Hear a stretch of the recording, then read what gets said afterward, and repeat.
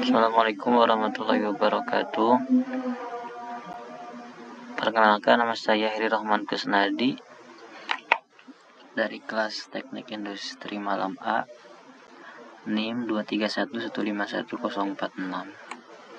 Saya di sini akan mereview sedikit tentang analisis kinerja keuangan PT KAI pada masa pandemi COVID-19 atau pada masa 2019 sampai 2020.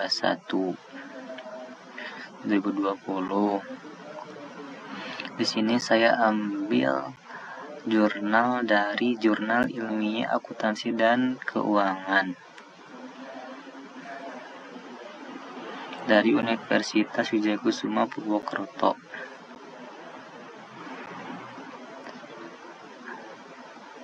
Pendahuluan, UUD 1945 pasal 33 menegaskan bahwa terdapat 3 pelaku utama menjadi kekuatan sistem perekonomian Indonesia, yaitu koperasi, perusahaan swasta, dan perusahaan negara. Berdasarkan UU nomor 19 tahun 2003 tersebut digariskan bahwa Badan BUMN merupakan salah satu pelaku kegiatan ekonomi dalam perekonomian nasional berdasarkan demokrasi ekonomi yang mempunyai peran penting dalam penyelenggaraan perekonomian nasional guna mewujudkan kesejahteraan masyarakat. BUMN sebagai salah satu aset negara untuk mewujudkan kesejahteraan masyarakat. Maka, keberlanjutan usaha ini perlu dijaga dan dikelola dengan baik dan benar. Untuk itu, setiap tahunnya wajib melaporkan kinerja kepada pemerintah secara berkala.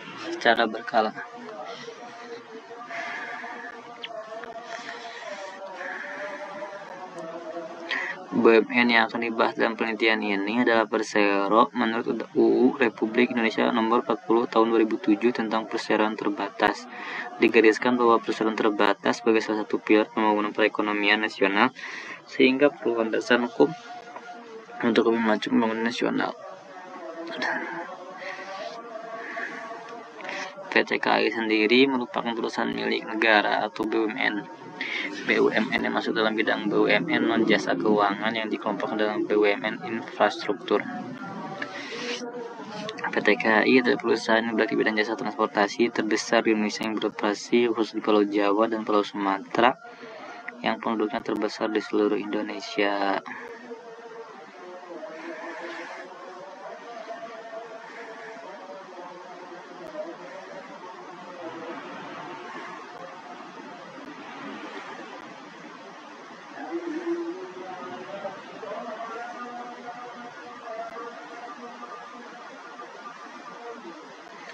Kondisi keuangan perusahaan merupakan cermin dari keadaan keuangan yang akurat. Kondisi dan peristiwa yang dialami oleh suatu perusahaan dapat memberikan indikasi kelangsungan operasi usaha perusahaan, seperti kerugian operasi yang signifikan dan berlangsung secara terus-menerus sehingga menimbulkan keraguan atas kelangsungan hidup perusahaan. Foroki 2012, kelangsungan hidup perusahaan merupakan hal yang penting bagi pihak-pihak yang berkepentingan terhadap perusahaan, terutama untuk investor, guna menentukan keputusan investasi.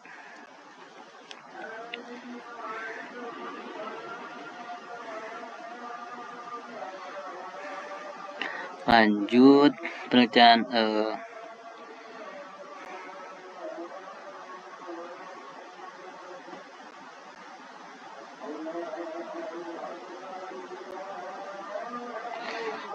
sebelumnya dilakukan oleh Salsabila dan Wahyudi 2019 memberikan bukti bahwa terdapat perusahaan dalam kategori tidak sehat. Dalam kategori gray area kurang sehat dan 59 perusahaan dalam kategori sehat. Adapun penelitian yang dilakukan oleh Haris, Febri dan Astrid 2016 menggunakan metode Altman Z-Score. Yang pertama menunjukkan hasil bahwa kinerja ekonomi PT KAI 2012 tidak dalam keadaan sehat, berada pada zona abu-abu gray area, dan kinerja keuangan PT KAI tahun 2013 dalam keadaan tidak sehat. Industri jasa transportasi, khususnya transportasi darat, layaknya kereta api, merupakan salah satu industri yang sangat strategis pada saat ini. Hal ini karena kebutuhan akan jasa transportasi yang murah bagi masyarakat kelas menengah ke bawah di Indonesia sudah merupakan kebutuhan yang mendesak.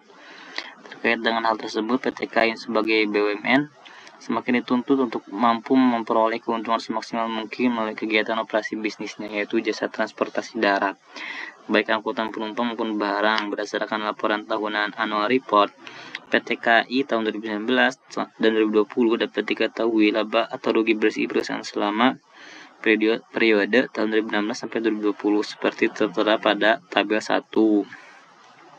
Tabel 1 laba rugi bersih PT KAI tahun 2016 sampai 2020. Pada tahun 2016, laba atau rugi bersih 1.028.815 juta rupiah. Terus tahun 2017 mendapatkan laba atau rugi bersih 1.720.317 juta rupiah, dan perubahan dengan tahun sebelumnya yaitu 691.502 juta atau 67,21%. Sedangkan 2018 mendapatkan laba atau rugi bersihnya yaitu 1.555.220 juta rupiah, dengan perubahannya yaitu minus 165.097 juta dengan persentase minus 9,60%. Dan tahun selanjutnya 2019 mendapatkan 1.975.047 juta 535.000 rupiah, dengan perubahan yaitu 419.827 juta 535.000 rupiah dengan persentase 26,99%. Dengan 2020 minus 2020 karena COVID jadi minus kayaknya. Minus 1.736.237 juta 692.000 rupiah. Dengan perubahan 3.711.285 juta 227.000 rupiah dengan persentase minus 187,91%. Rata-rata yaitu 908.632 juta 368.600.000 rupiah. Perubahan minus 691.263 juta 173.000 rupiah. Persentase 25,82%. Data pada tabel 1 menunjukkan bahwa selama periode tahun 2016 hingga tahun 2019 PT KAI Indonesia terus memperoleh laba bersih dengan kenaikan tertinggi sebesar 691.502 juta rupiah atau 67,21% di tahun 2017. Namun di tahun 2020 PT KAI justru mengalami kerugian sebesar 1.736.237 juta 692.000 rupiah atau mengalami penurunan laba besar yaitu 197,91% dari tahun sebelumnya. Laporan tahun annual report PT KAI memberikan informasi bahwa pada tahun 2020 Persero menetapkan target pertumbuhan pendapatan sebesar 16,67% dari tahun sebelumnya atau 2,1 triliun dengan target pertumbuhan laba perusahaan sebesar 17,32% dari tahun 2019 atau sebesar 1,79 triliun. Guna mendukung target kinerja tersebut, PT KAI juga menargetkan investasi perseroan pada tahun 2020 sebesar 6 triliun. Investasi tersebut diharapkan dapat meningkatkan pelayanan operasional perusahaan sehingga berpengaruh terhadap perbaikan kinerja keuangan perseroan. Pandemi COVID yang melanda banyak negara termasuk Indonesia telah berdampak luas terhadap berbagai sektor industri. Salah satunya diantaranya adalah sektor transportasi, yang mana pada zaman COVID atau masa pandemi dibakukannya itu ditetapkannya itu orang-orang tidak boleh berpergian keluar kota dan dibatasi untuk beraktivitas di luar rumah. Makanya pada tahun 2020 PT KAI ini mengalami kerugian yang sangat signifikan.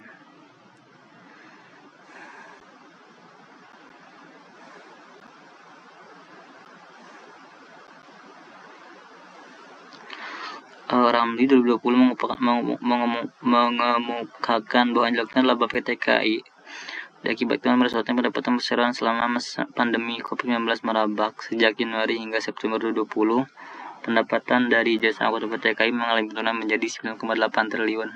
Padahal pada periode sebelumnya 2019 PT KAI mendapatkan laba yaitu sebesar 16,3 triliun.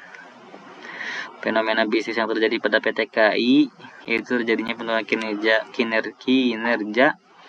keuangan ditunjukkan oleh adanya kerugian finansial sekitar 1,74 triliun di tahun 2020, yang berarti tidak sesuai dengan target pertumbuhan yang telah ditetapkan sebelumnya menjadi research gap. Dalam penelitian ini, berdasarkan hal tersebut, penelitian ini bertujuan untuk mengetahui bagaimana kondisi kinerja keuangan pada PT KAI dan masa pandemi COVID-19 berdasarkan metode Altman Z-Score.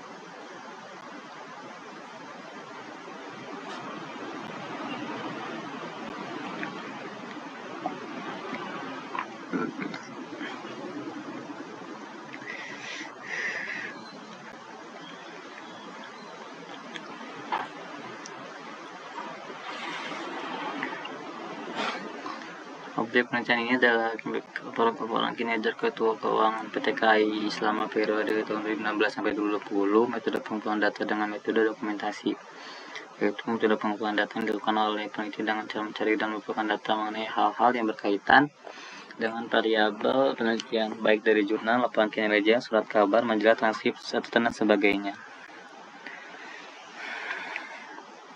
Sumber data penelitian ini adalah data sekunder, yaitu sumber data penelitian diperoleh penelitian secara tidak langsung melalui media perantara. Berdasarkan sifatnya, jenis data penelitian ini adalah data kuantitatif, yaitu data yang berbentuk angka atau bilangan data yang digunakan dalam penelitian bersumber dari laporan keuangan PT KAI selama periode 2016 sampai 2020. Data tersebut diperoleh melalui browsing pada situs resmi PT KAI Persero. Variabel working capital to total asset atau rasio modal kerja. Rasio menunjukkan kemampuan suatu perusahaan dalam memenuhi segala kewajiban finansial yang harus segera dipenuhi. Working capital to total asset atau rasio modal kerja adalah rasio menunjukkan kemampuan PT KAI dalam memenuhi segala kewajiban finansial yang harus segera dipenuhi. Pada rasio modal kerja atau working capital to total asset X1 dihitung menggunakan rumus sebagai berikut.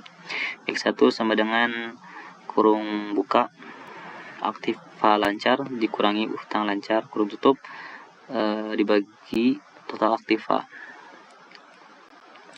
Total aset itu rasio laba ditahan ada rasio yang menunjukkan misalnya modal yang berasal dari pihak inter berupa laba inter.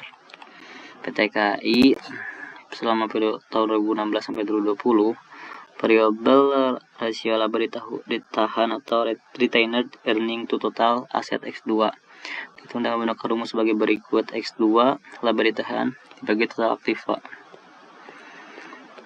Sedangkan yang ketiga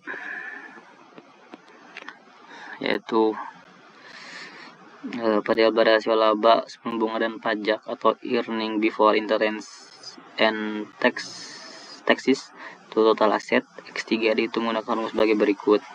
X3 sama dengan laba sebelum bunga dan pajak sama dengan total aktiva. X3 sama dengan laba sebelum bunga dan pajak dibagi total aktiva. Selanjutnya, variabel rasio nilai pasar saham atau book value of equity total liabilities X4 dihitung menggunakan rumus sebagai berikut. X4 nilai buku ekuitas dibagi total hutang.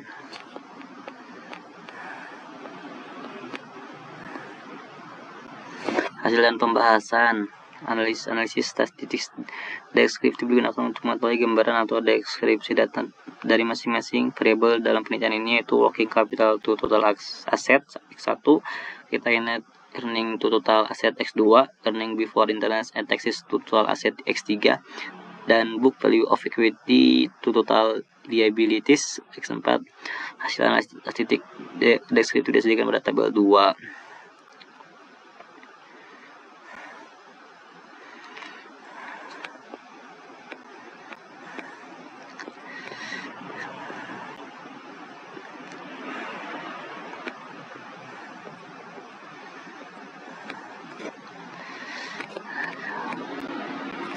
Kesimpulannya, berdasarkan hasil analisis Altman Z-score modifikasi, maka dapat disebabkan bahwa kinerja keuangan PT KAI tahun 2016 sampai 2018 tahun 2019 berada pada wilayah abu-abu.